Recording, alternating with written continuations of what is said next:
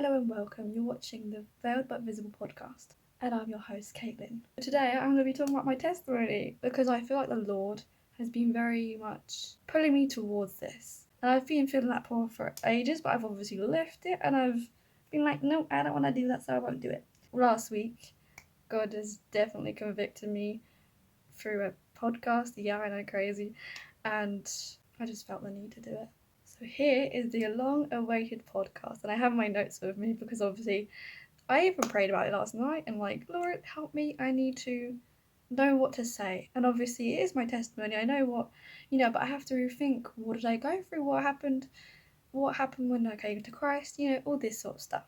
So I grew up with both parents and I grew up with my brother, and it started out okay, it started out good, it started out decent.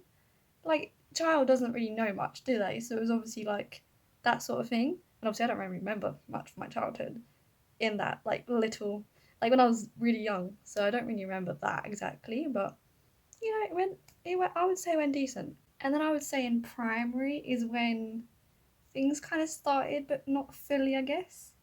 Like, you're a child, like things happen. I think that's when I started to be like, I don't know where I fit in. I was feeling left out. I was in different groups, like in year three. I had friends, but they weren't in my year. I don't remember having friends in my year, or if I did, I didn't really get on with them as well as I did with the older groups. And obviously, I went in breaking lunch. I went with the older groups, and I was playing with them rather than people in my year. So obviously, that messed me up a bit, especially as they're gonna leave because year six are gonna leave because and then some year fives as well, but it was more year six. And then in year six, I had a friend, but she was in the other class. See what I mean? There's the occurring theme of they're not where I am. And then a new girl came in, and obviously she joined our friend group. Like, well, I was friends with two people, and they were both in the other class. But at some point, it started getting a bit thingy, and obviously she bullied my other friend, and it was a bit like I was in the middle, so it wasn't that great. And at that age, you think, oh, you won't feel insecure about anything. I did. I don't know if I felt insecure about height, maybe. I'm like 4'8" or something, okay? So, I was, well, not then. And I was really underweight right then. And I wouldn't say I'm fully on the weight I should be right now. I don't think I've ever been, like on the weight I should be. Yeah, even in primary, I was insecure. I didn't like my arms. Obviously, you might think from my videos a lot of time you don't see my arms, but obviously it's not the same thing. I don't have the same thing anymore. Yes, I don't really like my arms still, but I'm not letting that insecurity take over me so much that I'm wearing like hoodies in summer. And yes, I did wear hoodies in summer. I wore my cardigans like because obviously primary you have cardigans. I did not take them off. I don't remember taking them off. And then there's this recurring theme of feeling left out. Because obviously in year seven, you change schools, you make new friends, and I made new friends, but I still felt left out. And I had friends in my form, I had friends in some other forms, but with the thing of having friends in other forms, which I got along with better, they were like not in the same classes as me, and obviously it was a big school because it was a lot of students, so I had to find my friends break and lunch because I genuinely didn't know where they were. Like, I don't know, I feel like we sometimes had places to meet, but obviously when you're in class you don't always get let out all the time you're supposed to be, so it's also that as well. So obviously now I felt alone, and I think that's maybe where the whole suicidal thing came from, maybe because I just felt like I don't want this anymore. I did not feel good. And I don't know if I was doing it for attention, because obviously sometimes I would say stuff to people about that, and I don't know if that was that. It could have just been like a genuine cry for help. I don't know. But in that, I never actually did anything to like go through with it. I've always been like, I don't like pain, okay? I've always been like that, I feel. So I didn't want to, like, I wanted to, you know, but I didn't want to go for that pain. I don't know how I thought about other people, but obviously I didn't like pain, so I just didn't go through with it. And thank God I didn't go through with it. See, he's been with me all my life, and I've just never realised it. Also, I don't know if it was year seven, but there was this moment in my life where obviously I grew up with Disney, right? And because of that, I feel like that's where the spirit of fantasy came in. And I know this is very embarrassing to admit, but I genuinely wanted magic powers and I wished for that.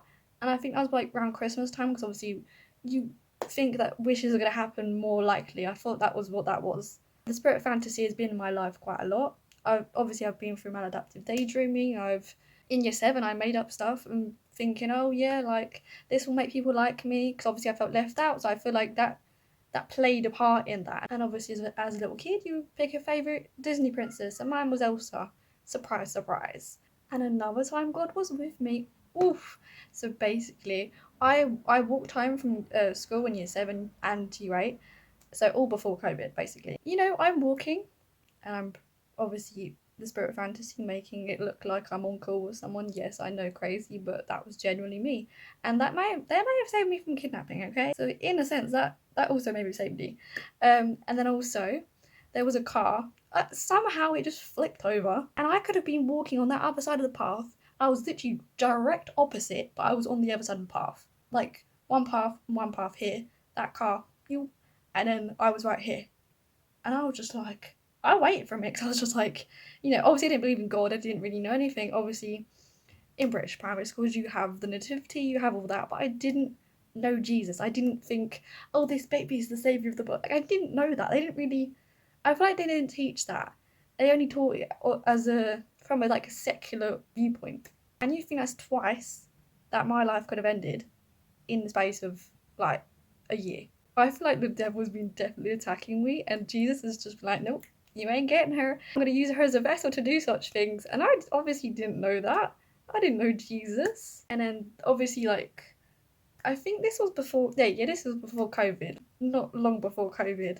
And, there was things going on in the home, and it wasn't all great. I don't know why I'm smiling, but I guess it's just a nervous thing, because obviously it's like, I don't know how to explain it, but yeah. Like, my parents were arguing, then obviously there was some abuse in the home. I knew my dad had anger issues, but there was more to it, and obviously I found that not long ago, that he had mental health problems, and obviously he was smoking weed, which I didn't know that was at that age. So of course I was like, I had no idea at that age, but obviously now I know that played a part in it.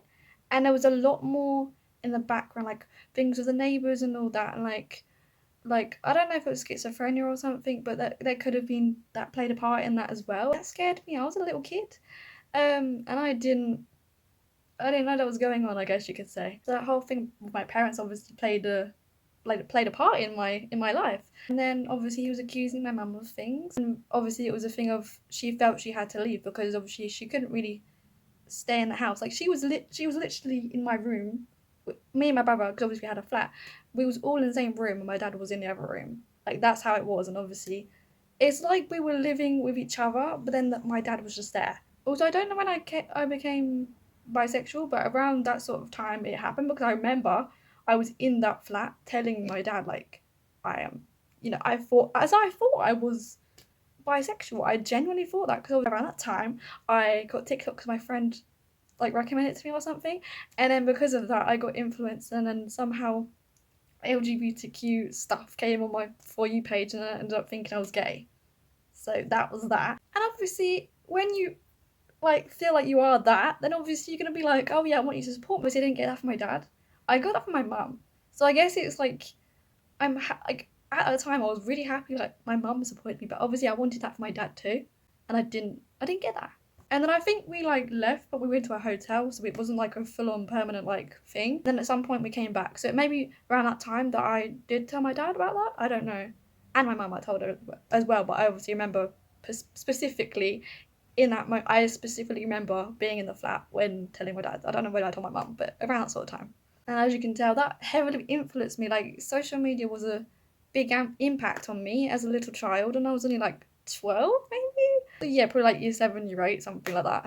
And it was around COVID, so it was like before then, or it was like just before that, I think. But then obviously I had to leave, and I didn't tell my friends. I didn't tell anyone. I was just like, nope. I don't know why I didn't, but I didn't.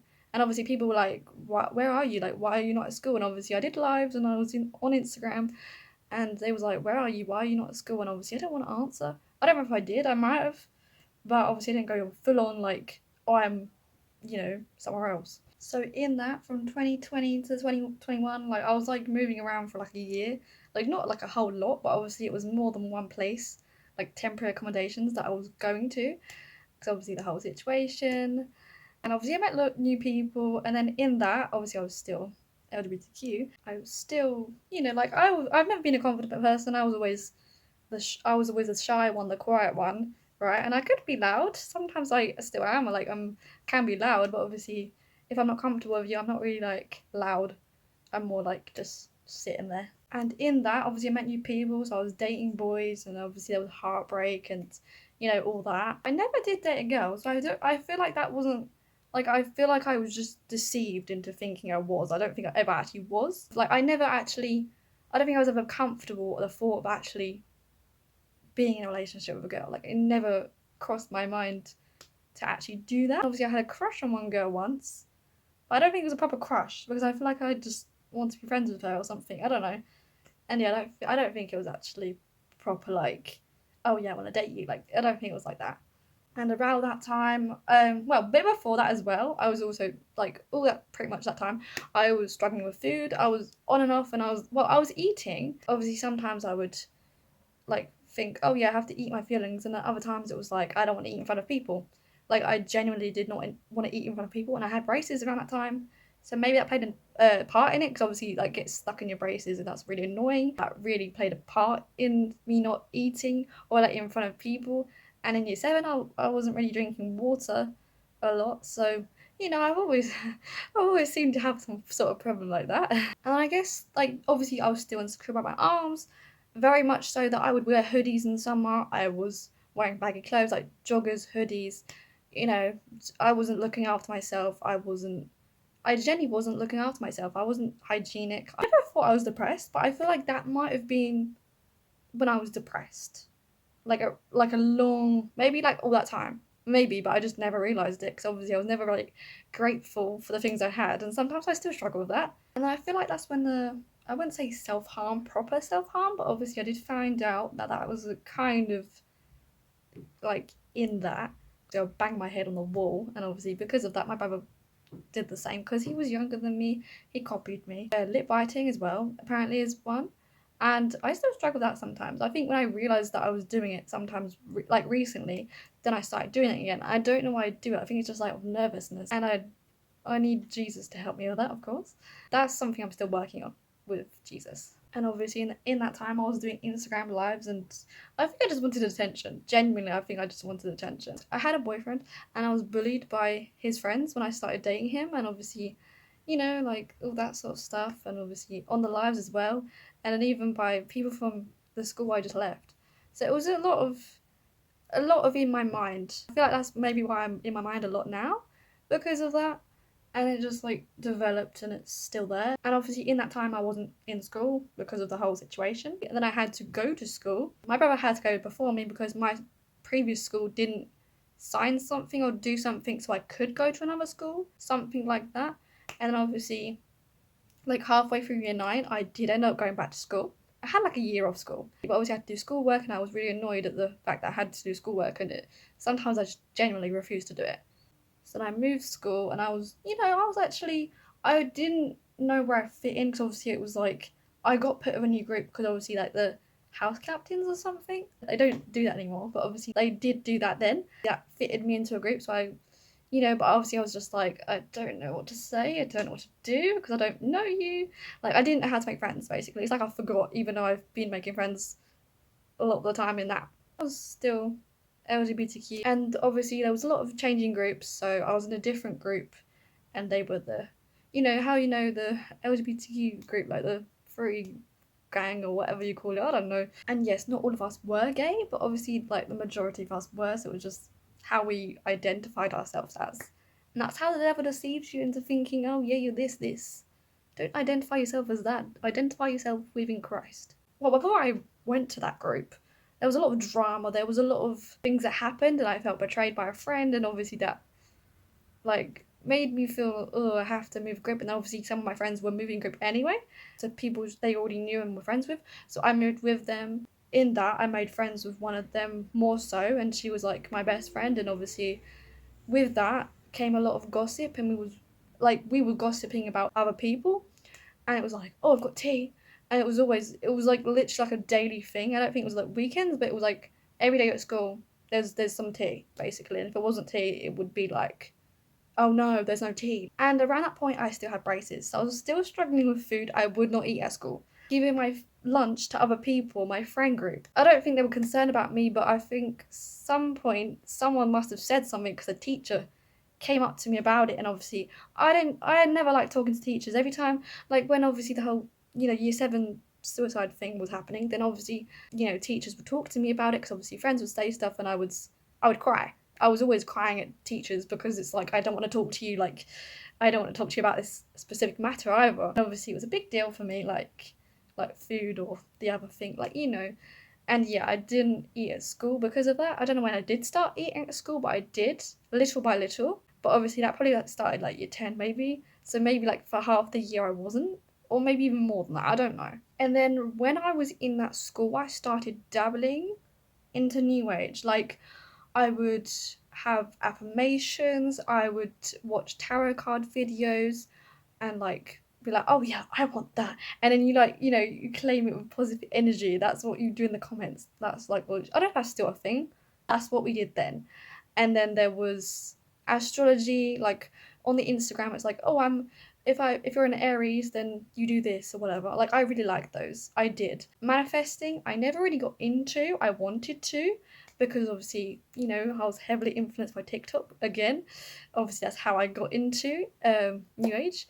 Because someone said something, I don't know how I found out, it must have been TikTok, and someone said something like, oh, I saw a demon in my room because I was manifesting. That put me off. I feel like that maybe, obviously, God does not give us a spirit of fear, but I feel like, in a sense, somehow that could have been God saving me from going into that, because obviously that could have opened spiritual doors, and I didn't know about the spiritual world. And obviously when someone said something about a demon, I don't think I really thought much of it, but I didn't want it. I was scared, but I didn't know what demons were. I didn't know about the whole spiritual realm, even though I was dabbling into the spiritual realm with the whole New Age thing. And then obviously the YouTubers I watched was like, oh, the universe does this. I was like, obviously that was what was my beliefs because of other people imprinted that on me. I don't know if I actually believe that, but obviously I thought I did at least. And then again, another thing of, I didn't want to go into, like, there was like, people were saying about love spells and all these spells, and someone said in my class about a spell book, and I wanted a spell book. I didn't end up getting it, but I did genuinely want it, and I'm glad I didn't. Thank you, Lord. I was scared of, because someone said something about, if you do a love spell, and you don't want that person to love you anymore, they will still be crazy for you, and that put me off. And I'm glad that someone said that, because otherwise I probably would have done it. So yeah, a lot of it's very easy access. So it's easy to just do that, and especially life and death is in the power of the tongue. They know that. We as Christians should even more so know that. Then because I did art, and I had a friend in art, she had a evil eye bracelet, and because of that, I was like, oh, that looks nice, and I wanted it. I didn't get it, but I did want it. And then around that time as well, I wanted crystals. Didn't end up getting them. That's the thing, I never ended up getting any of these things, and I'm so glad, because that could have opened spiritual doors and all that, and I don't want that. And I think maybe it's a thing of money as well, because I never wanted to spend my money. Like, if I could not spend my money, I would not spend my money. Yes, I want things, but I don't. Like, that was literally me, and I think, obviously, I'm more lenient to give people money these days, and obviously, I don't struggle with it as much, but I still feel like it's there. It's like, oh, I don't want to spend that much, and obviously it's like, well, God will provide for you. And in that time, I obviously, well, it was like exams and it was all that. Before we left school, I had trouble with friends, and obviously there was falling outs and there was drama and there was all that. And because of that, I didn't have any friends to spend summer with, I guess. But I wasn't really, and I still aren't really, a person to go out with friends, I guess. Like, it's a very rare occurrence for me, honestly. And around that, I was feeling really bored, and why is it such a long summer? Like, obviously I wanted a long summer, but I had nothing to do, so it was just boring. And then in either June or July, and yes, TikTok again, Christ found me. And I didn't know who he was, and obviously I think it clicked somehow. Like, somehow just seeing videos of him, it's like I knew who he was. I don't know how that works, but obviously God can do things that man can't do. It's been a recurring theme of TikTok this, TikTok that. So I feel like it makes so much sense that Jesus would come to me in that way, because he knows me. He knows that that's been my recurring theme. So he knows, oh, that you see something on a For You page, you suddenly go into it. Let's get, like, you know. I wouldn't say I took him seriously. Honestly, I did not take him seriously. I didn't pray. I didn't worship. I didn't read my Bible. I didn't even have a Bible. I didn't even have the Bible app. I didn't get baptized. I didn't do any of the things that a Christian normally does when they start their walk with God. And I don't know when I stopped with tarot cards. I didn't have my own, but obviously the TikTok things. I don't know when I stopped with New Age, but obviously I did at some point around that maybe, or but before that. And with the whole LGBTQ thing, I don't know when I stopped that either, but I do know that it was around, obviously, like when I first became a Christian, it was around that sort of time. The crisp aisle at Tesco's, and I was literally to my family like, I'm not anymore. Like, it's done. And I don't think they really thought much of it, but obviously it was a big deal to me, I feel like. And it even more so is now, because it's like, wow. Like, even though I did not know anything about Christianity, I knew that. It's like God was like working through my mind and be like, that's not, and I didn't even have a Bible, I don't think, at that time. So obviously that's even more impressive. I think that's just Holy Spirit be like, that's wrong, don't do that. You used to do that, but now you're in Christ, don't do that anymore. And then obviously summer has to come to an end. So then I went to sixth form, and obviously I was Christian, but I wasn't wearing a cross, and I think I had a Bible app around that time. I had like Glorify or something. And of course I was changing groups a lot. I was feeling left out of certain groups, and then I did find a group that I guess I kind of fitted in with, but obviously I felt left out of them too. Even in that, at some points I genuinely would spend time with myself, just be like on my phone in the silent study. Like if they came in, obviously they would see that I was there, or if they was already there, because obviously they did sometimes, yeah. But yeah, sometimes I genuinely be like, I don't want to spend time with them, so I'll just spend time with myself. Not in a mean way, but like genuinely, I just wanted to spend time with myself. I want to be alone. And obviously all the other times I felt alone. But obviously I think I felt alone anyway, so it was like, why not spend time with myself anyway, because I already felt alone. And sometime in that time, obviously one of them was Christian. He knew more about the Bible than me, and I was just, obviously I knew nothing.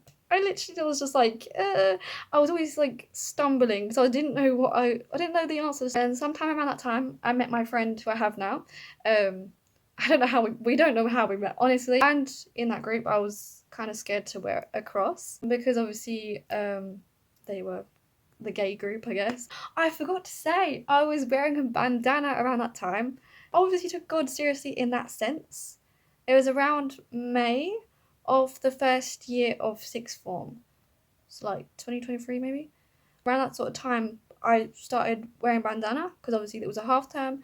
And then when I went back to school, I didn't know if I was allowed to wear it. So obviously, and then I did start wearing it at school, and it was fine. And obviously, even in summer. And then at some point in that, I gave it up and I stopped doing that. I was still with God. I just didn't want a bandana anymore. I think I just felt insecure or something like how I look, basically. I've always had that sort of thing. And then I did start wearing it at some point again, and then on an exam day I decided to have my hair half up, half down, because the day before it looked nice. Yes, I know. And then I ended up veiling for real, because obviously I told people about veiling, and I don't know if they thought I was serious. And obviously when I actually did, this was probably like the first outfit I wore actually, so that's quite weird. But yeah, and I think they thought I changed religion or something, and I was just like, no, I'm still Christian, it's just veiling, it's just what I was doing before. But yes, obviously people think I'm not a Christian because they think it's associated with Islam. They think it's a hijab. I'm like, no, it's a veil. Also around that time, and also in a bit of the school before, I was mad at the daydreaming. I was, the spirit of fantasy, and I never knew what it was. I didn't know that I had a name for it. I didn't know it was a sin, and when I found out it was sin, I kind of still did it. I did it, I don't know why. Okay, it felt good, so I still did it. And obviously don't do it, because it's a waste of time. And in that sort of time, I was still watching some of the same YouTubers, same secular music, and then obviously some Christian songs. I don't think I was really watching much Christian stuff. I thought it was boring. At some point I did get myself to watch it, but obviously I didn't have the right content to make it seem good. Obviously, I love Christian content now. I watched Christian movies, all that, right?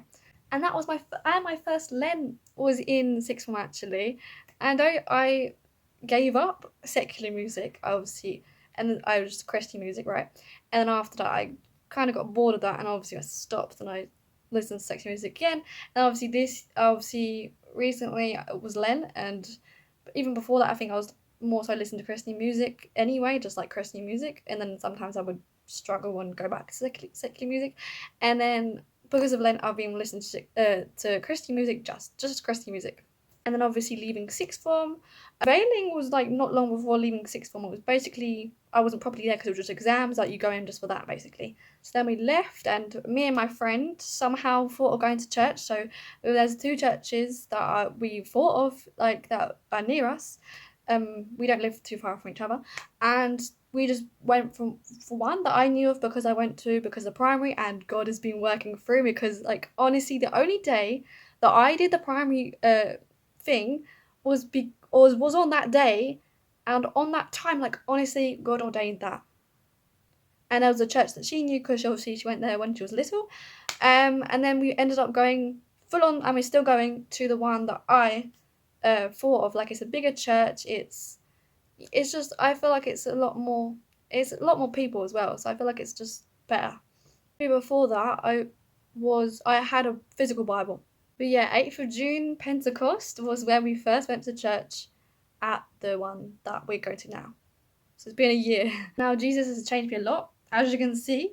Like I did not look like this before. So now I pray more, I read my Bible more, I actually sing for Jesus, and obviously I liked singing when I was little, like when I was younger, but I didn't obviously sing it for Jesus. And now I am. And before I never studied the Bible, but now I'm doing that like every day consistently. And when I first started, it wasn't consistent, but now it is. Like Jesus has made that for me, and I like knowledge. I like to learn, so obviously that has come in that. And that is my testimony. Thank you for watching. I hope you enjoy. Like and subscribe if you want to, but I advise you to follow Jesus more so.